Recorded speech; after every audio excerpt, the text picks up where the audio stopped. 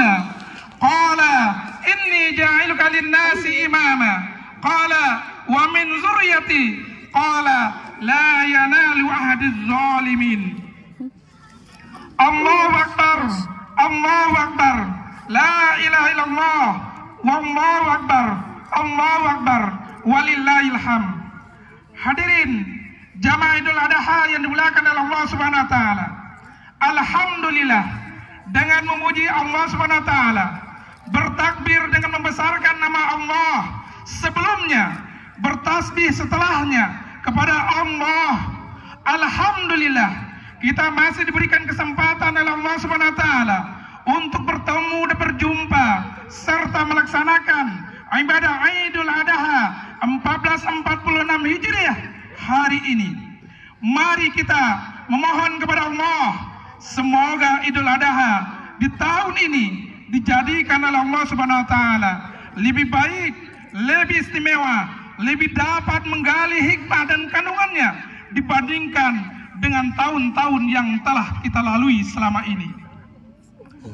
Salawat dan salam senantiasa kita curahkan kepada Nabi besar kita, Nabi Muhammad SAW, sang penyampai agama Islam dengan risalah rahmatan lil alamin, sang pembebas yang membebaskan umat manusia dari kegelapan menuju cahaya dan kemajuan ilmu pengetahuan sampai saat sekarang ini.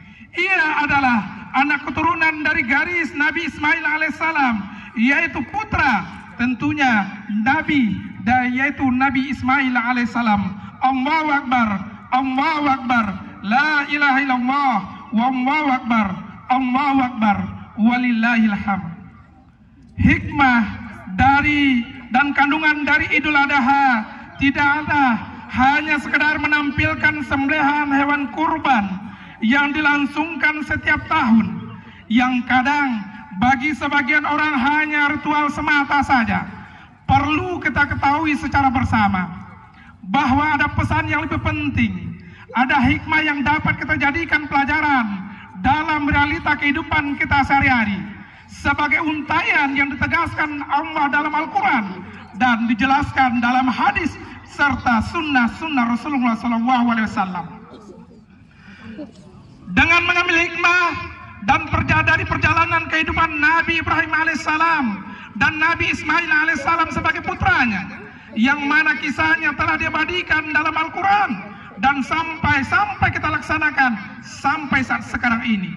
Nabi Ibrahim alaihissalam mendapatkan predikat Khalilullah, kekasih Allah, yang didapatkan langsung tentunya dari Allah Subhanahu wa taala, sebagaimana Allah Subhanahu wa taala berfirman dalam surat An-Nisa ayat yang ke-125, wa takhadallahu Ibrahima khalila.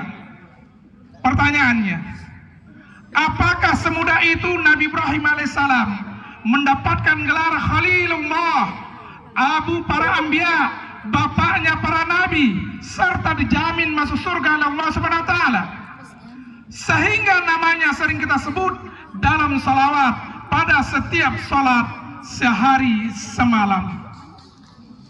Ada pesan setiap tahun yang disampaikan kepada kita semuanya. Melalui ritual kurban ini, kita diminta belajar untuk mendapatkan status yang nanti dipelopori dan cintohkan oleh baginda kita Rasulullah SAW. Ada makna yang terkandung dalam ibadah Idul Adha ini yang akan menjadi pedoman bagi kita dalam realita kehidupan kita sehari-hari sebagai manusia hamba Allah yang beriman bertakwa kepada Allah dan kepada Rasulullah SAW. Yang pertama, pelajaran yang dapat kita ambil adalah belajar mendekatkan diri kepada Allah Subhanahu wa taala. Sebagaimana firman Allah Subhanahu wa taala pada surat Al-An'am ayat yang ke-76 sampai 79. Falamma janna 'alail lailu ra'a kawkaban qala hadza rabbi falamma afala qala la uhibbul afilin. Ketika malam telah menjadi gelap, dia Ibrahim melihat sebuah bintang, lalu dia berkata, inilah Tuhanku. Maka ketika bintang itu terbenam, dia berkata, aku tidak suka kepada yang terbenam. Falamma ra'al qamara bazighan qala hadza rabbi falamma afala qala la illam yahdini rabbi lakunanna minal qaumid dhalin. Lalu ketika Ibrahim melihat bulan terbit, dia berkata, inilah Tuhanku. Tetapi ketika bulan itu terbenam, dia berkata, sungguh jika Tuhanku tidak memberi petunjuk kepadaku, pastilah aku termasuk orang-orang yang sesat. Falamma ra'a syamsa bazighatan qala hadza rabbi hadza akbar. Falamma afalat qala ya qaumi inni bari'um mimma tusyrikun. Kemudian ketika Ibrahim melihat matahari terbit, dia berkata, inilah Tuhanku, ini lebih besar. Tetapi ketika matahari terbenam, dia berkata, wahai kaumku, sungguh aku berlepas diri dari apa yang kamu persekutukan. Inni wajjahtu wajha lillazi fataras samawati wal ardh hanifan wa ma ana minal musyrikin. Aku hadapkan wajahku kepadamu ya Allah, yang menciptakan langit dan bumi, dengan penuh kepasrahan mengikuti agama yang benar, dan aku bukanlah termasuk orang-orang musyrik. Hadirin jamaah Idul Adha yang dimuliakan oleh Allah Subhanahu wa taala.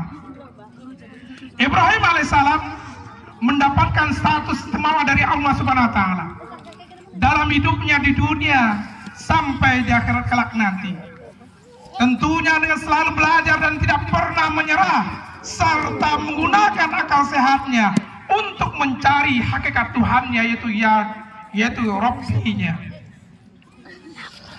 Ada makna pesan yang terkandung dalam Al-Quran ini yang penuh menginspirasi kita untuk mencari Rabb, untuk mencari hakikat Allah Subhanahu wa taala. Yang pertama, jika ingin dekat kepada Allah, naik status di sisi Allah, dimuliakan di dunia dan dijamin mulia di akhirat kelak nanti, maka yang pertama yang mesti dilakukan adalah jangan hanya sekadar beragama, tapi diri ini tidak dekat dengan Allah, mengaku Islam tapi tidak dekat kepada Allah. Ditambah lagi kita mengerjakan ibadah, tapi kita tidak paham tentang ibadah yang telah kita lakukan. Ibrahim alaihissalam saja sebagai Khalilullah, Abul Anbiya, Nabi Allah, mau belajar, mau memahami agama dengan benar, masih mau beribadah kepada Allah penuh dengan semangat tanpa menyerah sedikit pun. Tentunya didasari dengan ilmu yang benar berdasarkan kepada Al-Quran dan Sunnah Rasulullah SAW. Pertanyaannya, kita ini siapa? Nabi bukan? Anak Nabi bukan? Punya keturunan Nabi bukan? Kenapa kita tidak semangat? Kenapa kita cepat menyerah? Kenapa tidak berdasarkan akal yang sehat dan ilmu yang benar dalam memahami agama dan beribadah kepada Allah Subhanahu wa taala? Berapa banyaknya pengajian yang diselenggarakan?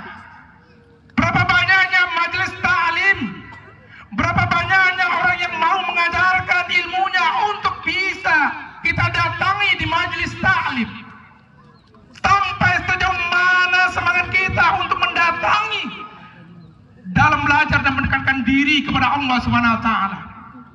Intinya bukan hanya sekedar belajar, tapi juga memahami apa yang dipelajari. Sekarang ambil teori ini dalam realita kehidupan kita sehari-hari. Khatib ingin bertanya pada diri kita semuanya, berapa kali kita menunaikan ibadah dalam setiap harinya? Berapa usia kita?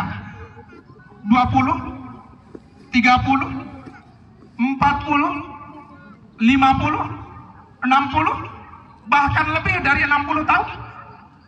Pertanyaan terbesarnya, apakah kita telah menikmati sholat kita? Pernahkah kita merasakan kekhusyukan dalam sholat kita? Pernahkah kita merasakan kenikmatan dalam sholat kita? Pertanyaan dari sekian banyak, tentunya semuanya hanya diri kita sendiri yang mampu menjawab pertanyaan tersebut. Ritual